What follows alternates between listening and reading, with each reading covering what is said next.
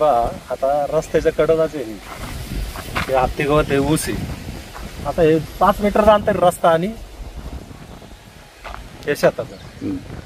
तर शेळी इथं चरत असताना इथून वाघाने झडप मारली आणि वाघ इथंच कुठेतरी असणार आहे. त्या शेळी इथं पडली, खाद्य इथं पडलं, म्हटलं ते काय लांब जाणार नाही. याचा अर्थ जाणाऱ्यांना आज 100% धोका आहे. इथं मी ग्रुपच्या आमच्या गावच्या मेसेज याला पण टाकला व्हॉट्सअपला, तर जपून राहा म्हणून आज, कारण वाघ इथंच असणार आहे 100%. संतोष दादा, वाघ जरी इथं असला ठीक आहे, ही गोष्ट वेगळी आहे, परंतु वन विभाग एवढे बिबटे पकडतोय, त्यांचं पुढं काय होतंय कुणालाच कळत नाही. येणार, जास्त लोकांनी आरडावाडा केला, पिंजरा लावणार, पण ते वाघ सोडतात कुठं? मला हेच काय मोठा प्रश्न पडलाय का. समजा वाघ एवढे पकडतात पिंजऱ्यात, सोडतात कुठं? वन विभागाला माझा हा प्रश्न आहे. नक्की एवढे वाघ तुम्ही सोडता कुठं? आमचं म्हणजे शंका आहे, त्याचं तुम्ही निरसन करा. मानवी बिबट निवारा केंद्र सोडत असतील. नाही, तिथं कॅपॅसिटी किती आहे आता ते तुम्हाला माहिती आहे, मला माहिती आहे. 36ची कॅपॅसिटी. हा, त्याच्यात आता तुम्हाला सांगतो, तालुक्यात काय 36 वाघ आहेत. समजा जे इकडं पकडले तिकडं पकडले, ते सोडतात पुढं. याचं पण एक मूळ आहे. आता समजा हा बछडा किंवा वाघ असेल, ह्या वाघाचा जन्म जर ऊसात झाला असेल तर तो फॉरेस्टमध्ये कशाला जाईल? तो इथंच दाबा धरून राहणार आणि इथलंच एखादा सावज, त्याला समजा शेळी कुत्रं नाही भेटलं ते उद्या माणसावर पण हल्ला करणं हे निश्चितच आहे. त्याच्यात म्हणजे काय विशेष वेगळं काय नाही.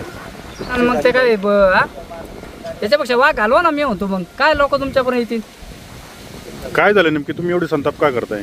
काय आता शेळी पकडली, अर्ज दिला बिताटे साहेब, तिथं ते जागेवर नाही. आणि ते बोलतात का तुम्ही फोन करा. आता त्यांचा नंबर माझ्याकडे असतं तर काय, इथून कोणी फोटो पाठवले आणि हे केले. नाही, ऑफिसमध्ये तुम्ही कुठल्या ऑफिसमध्ये गेला होता आणि तिथं नेमकी याच्यात वन विभागामध्ये तिथं काय अनुभव आला तुम्हाला? तिथं काय, तर मॅडमला सांगतो ते भलत्याचे अर्ज भरतात, मी झेरॉक्स आणले, तिकीट आणली, त्याला दाखवते का बाबा तुम्ही हे करता, ते म्हणतात ते बाकीच्याच करत बसतात. दुसरं साहेब आले तर ते म्हणतात मी तिकडे गेलतो इकडे गेलतो. आम्ही येड्यावर झेरॉक्स घेऊन उभे आधार कार्ड ते मग झेरॉक्स मारले. काय भेटणार आहे त्याचं? बॉम्बलायला काय व्हायचं? मग तुम्ही तिथं अर्ज नाही केला का? घ्यायला तर पाहिजे का, आम्ही आमच्या हाताने लिहायचा का तो अर्ज? तिथे 2-2, 3-3 काम करे, त्याचं काही बघत नाही ते. कधीच ते पगार घेतात का बा? तुमची अडचण काय ते सुद्धा बघायला तयार नाही. ऑफिस मोकळं. बिबट्यांचा आता तुम्ही शेतकरी इथं तुम्हाला रात्री अपरात्री कधी पण यावं लागतं किंवा तुमचे जनावर देखील बाहेर असतात. ढवळे जर इथं कार्यक्रम होतोय तर रात्रीचा तर वेगळाच राहिला कार्यक्रम. मग हे सगळं तुम्ही वन विभागाच्या कानावर यापूर्वी घातलंय का की असा असा त्रास आहे आम्हाला इथं? मस्त वेळा झाले. काय करते, तिकडचे आणतात इकडे सोडतात, इकडचे ना तिकडे सोडतात, फक्त निसं दाखवतात. इकडून न्यायला ते खायला घालायला मोकळे घेते, जनावरांना खायला घालायला जेव्हा येते वैरण यांना कोण घालीन? बकरन, शेळ्या, कोंबड्या. नाही, जुन्नर तालुक्यात बऱ्याच मोठ्या प्रमाणात बिबट्यांची संख्या वाढली. आता हे बिबटे सोडतात कुठं नेमकी? त्याच्याबद्दल सोडतात कोण जबाबदार? मागे मेंढक्यावाली पलटी मारली पहिलं म्हणा, माझ्या देखत सोडली, नंतर म्हणतो नाही मग त्यांना शेळ्या चारायला लागतात. अशी तर आहे त्यांची, कोण अंगावर बाजून येऊन देत नाही, कारण त्याला वन विभागातच चारावं लागतं, त्याला माहिती आहे. परत मग आपल्याला दट्टू बसन, अशी तर आहे त्यांची. सरकारी खाते सगळ्या ती तऱ्यावर कोणी असं नाही, फक्त 1 तारीख उगलं का खात्यावर पैसे पडतात, घेणं नाही त्यांना द्यानं. आता तो मला होतो त्या बिताट्याला फोन करा आणि त्याच्या पैसे गेल्यावर मला फोन करा, त्याचा नंबर माझ्या का असतात, मी काय ते बोंबलत गेलो असतो. आता ते कोण आले होते त्याचा पत्त्या नाही. त्यांनी सांगितलं जा बिताट्याची गाडी घ्या, वन विभागात तिथे गेलो तर एकाचा पत्त्या नाही. कोणची गाडी घ्यायची, कोणची काय भेटायची आपल्याला? ते फक्त नुसतं म्हणायला येऊन तिथं कामगार काय भेटायचे माणसाला? माणूस वैतागलेले, हे बाकीचं राहतं गणित नाही, हे वेगळंच गणित उभं राहतं. त्यांनी घ्यायला पाहिजे ना दखल. मग काय करतात ते आणून लोक फोडून वैतागवाडी काय. तुम्ही तुमचं आधार कार्ड झेरॉक्स स्थळ तिथे फाडून फेकून द्यायचे त्यांच्या दारात. साहेब म्हणलं हे कोण टाकून, म्हणलं मी टाकले फाडून. काय करायचं त्याला? इतका मोठा मनस्ताप तुम्हाला तिथं गेल्यानंतर सहन करायला? माणूस इथं बघा ना, कपडे घातले असंच मी यांना घेतले, गेला आधार कार्ड. म्हणजे बाबांना या असे बंडीवरच नेलं होतं का? किती वेळा पकडल्या इथून मागे, तर म्हणलं मोरू दे, आता काय भेटत नाही. किती वेळा मागे इकडे पकडल्या तिकडे पकडल्या, काय बसायचं? आणि आता किती होतो भेटायचे काय, त्याचा रुपयाचं नुकसान 10 पैसे सुद्धा भेटत नाही. आणि ते कधी भेटन तेव्हा भेटन, त्याची काय गॅरंटी काय? मीच ते फक्त आपली मन धारणा करायची, आधार कार्ड आणि आपल्यावर हा भेटून काहीतरी काय नाही होत. शेळीवर हल्ला केला वाघाने. असाच समजा जर काय माणसावर झाला, मुलांवर झाला, शाळेला जातात, त्याच्याबद्दल थोडीशी काहीतरी शासनाने किंवा फॉरेस्ट खात्याने काहीतरी याची दखल घ्यावी अशी आमची इच्छा आहे. समजा हेच जर एखाद्या माणसाला झालं, मुलांना झालं,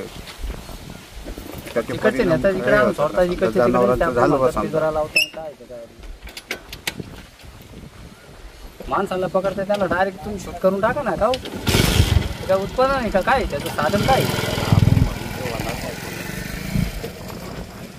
तिथं जिथं सरकारी खात्यात गेलं तर तिथं ऍक्शन घेत नाहीत, लिखापडी घेत नाही, टपकने बुवा तुमचे काय अडचणी कुठं झाली काय झाली ते आपल्याला सांगतात, तुम्ही फोन करा. आता आपली त्याची घडचण असते ती एका खात्यात येत यांना फोन, यांच्याकडे नंबर नाही का, व आले का फोटो, माणसं आले. दिवसा जे शेळ्या धरतात ना, हे आता इथून पुढे शाळा चालू होईल. आता रस्त्याने मुलं राहतात, रस्त्याने जवळजवळ 100-1 मुलं आदिवासीची मुलं रस्त्याने जा ये करतात. तर मुलांवर हल्ला झाला तर काय करणार? मुलांवर जर हल्ला झाला तर काय करणार? शेळी म्हणून झालं, आता मुलांवर जर हल्ला झाला तर काय करणार? शासन याच्यावर काय करणार? एवढ्या भागामध्ये सततच असतं ते. शासन फक्त बायांना पकडलं, पोरांना पकडलं का मग ऍक्शन घ्यायला त्यांना. मग ते इथं पाणी मिळतं, त्याला खायला मिळतं, लपायला पण जागा आहे, त्याच्यामुळे ते सतत असतं. आणि रस्ता येतो वाहतूक. किती वेळा झाले होते आपण म्हणतो जाऊ दे मूर्ती कुठं बसता उपता, ताण डोक्याला होतो, उपाय भेटत नाही, पण मानसिक त्रास होते. तेव्हा आपण किती वेळा सोडून दिलं विषय, मरू ते पकडली, किती वेळा पकडले, किती वेळा सोडून दिले. कुठं बसता आता हे उगीच म्हणले जातीवर म्हणून गेलं तुम्ही जाता नाही तिथं, कारण का आपल्याला माहिती काय भेटत नाही. त्यांनी सं म्हणायला फक्त वन खाते काय नाही तिथं, ते सगळं मजेने चाललंय सावलीला मस्त. हा बघा ना, विचारा नाही आणला कोणी, बोलायला विचारलं नाही तिथं. सरपंचाची पाटील, बिबट्यांचे हल्ले खरं यापूर्वी संध्याकाळी व्हायचे, रात्री व्हायचे, परंतु आता जर पाहिलं आपण बेळाळ्याच्या पुलावर उभे आता, म्हणजे इथून हाकेच्या अंतरावर जुन्नर शहर आहे. असं असताना भर दुपारी इथं बिबट्याचा हल्ला होतोय आणि त्या हल्ल्यामध्ये शेळीचा प्राण जातोय, काय सांगाल?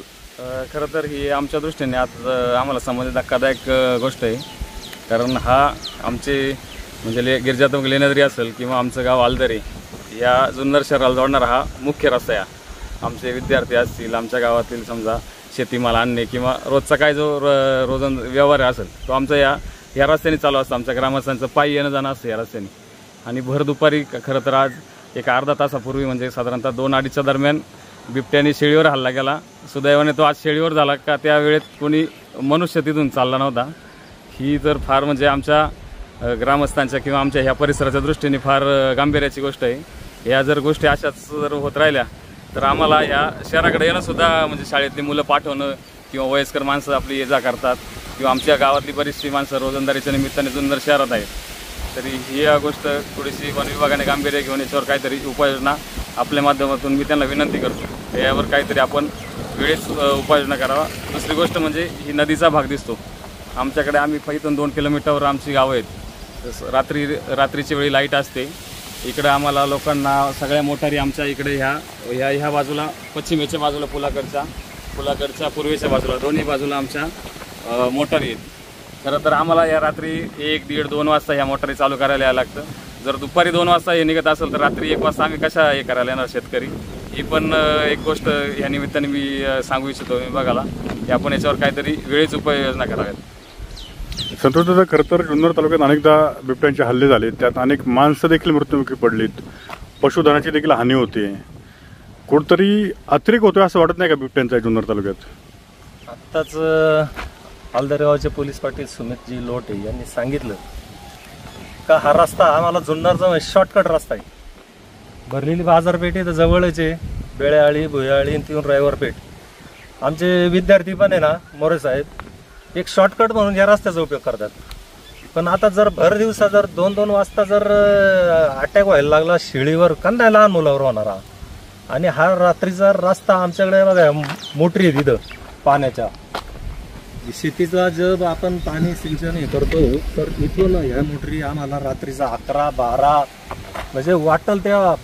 आम्ही काय फार डेअरिंग असं काय नाही, पण जेव्हा विशेष का माणूस जातो का रात्रीचं जर पाणी नाही भरलं तर मग या पिकांचं काही खरं नाही. बघा ना, आता एका बाजूला ऊस आहे, एका बाजूला इकडं झाडं आहेत भरपूर, आणि का नाही माणसावर हल्ला करणार, म्हणजे मोठा अवघड आहे. आता वन विभागाने कुठतरी पुढाकार घेऊन या सगळ्या बिबट्यांची नसबंदी करावी. वन विभागाचं आता तुम्हाला सांगतो ना, वन विभाग काय करणार याला? वन विभागाचं काम एकच आहे, ह्याच्यावर हे जे बिबट्याच्या संख्या वाढल्यात याच्यावर कंट्रोल करायचं. त्याच्यावर नसबंदी हा एक पर्याय होऊ शकतो 100%. नाहीतर मग दुसरा आता आपले कारखान्याचे चेअरमन सत्यजितराव यांनी सांगितलंय, त्यांनी त्यांच्या भाषेत आमच्याकडे पर्याय, तुम्ही आम्हाला परवानगी द्या, मग आम्ही तुमच्याकडे काय कंप्लेंटच करीत नाही. हे पण माझं म्हणणं आहे. कारण ज्यावेळेस घटना घडल एखादी, आपल्याला आतापर्यंत वाटायचं पूर्व पट्ट्यात भरपूर वाघ आहेत, पूर्व पट्ट्यात आहो इकडे पण वाघ भरपूर आहेत, फक्त आता झालंय काय, आत्ताशी ते अटॅक करायला लागलेले आहेत भर दिवसा, कारण त्यांचं खाद्य संपलेलं आहे. त्यांना आता खाद्यासाठी काहीतरी करायला लागणार आहे. जिथं 5 गावात पूर्वी बिबट्या असायचा का? पूर्वी 5 गावात बिबट्या असायचा. 5-10 गावात मिळून एखादा इतकी संख्या वाढली तर गावात 5-10 बिबटे झाले. बिबटे माणसांवर हल्ले करतायत, प्राण्यांवर हल्ले करतायत. त्यात मनुष्य अनेक माणसं जुन्नर तालुक्यात मृत्युमुखी पडलीत. अशी एकीकडे बाब असताना वन विभाग मात्र शेतकऱ्यांवर गुन्हे दाखल करते. फार चुकीचं आहे. पिंपरी पेंढारला एक घटना झाली, त्याच्यामध्ये त्यांनी अनेक शेतकऱ्यांवर गुन्हे दाखल केलेले आहेत. म्हणजे हे चुकीचं आहे. बघा ना, आता शेतकरी म्हणजे एकदा जीव मुठीत धरून चालायचं, रात्रीचं तर बाहेर पडायचं नाही. आता तर हे भर दिवसा असा प्रकार व्हायला लागला. म्हणजे दिवसा पण शेतात नाही जायचं, मग खायचं काय? मग त्याच्यामुळं मग शेतकरी थोडा अति म्हणजे आक्रमक झाला. तर मग याच्यात चुकलं काय? मग आक्रमक व्हायचं नाही, विरोध दर्शवायचा नाही. म्हणजे याचा अर्थ वन विभागाचं म्हणणं आहे काय बा, तुम्ही गप मारा, बिबट्याचा हल्ला झाला तरी तुम्ही काय बोलायचं नाही. हे सगळे जे काही प्रकार होत आहेत, तर वन विभागाने जे काही हे केले, शेतकऱ्यांवर गुन्हे दाखल केलेत किंवा जुन्नर तालुक्यातील बिबट हल्ले होत आहेत, मनुष्य प्राण्यांची हानी होते, या सगळ्याच्या विरोधात जुन्नर तालुक्याचे माजी आमदार जयश्रीदादा सोनवणे हे आजपासून खरं तर बेमुदत उपोषणासाठी बसलेत आळेफाटा चौकामध्ये. आपण त्याकडे कसं पाहता? आता माझे आमदार समजा उपोषणाला बसले काय, ते सर्वसामान्य माणसाच्या याच्यासाठी त्यांना पण माहिती आहे शेतकऱ्यांच्या अडचणी काय आहे. त्यामुळे त्यांनी तो मुद्दा हे केलेला आहे, उपोषणाला बसले. आमच्या शेतकऱ्यांचा त्यांना बाकीचं आहे, त्याबद्दल काही विशेष नाही.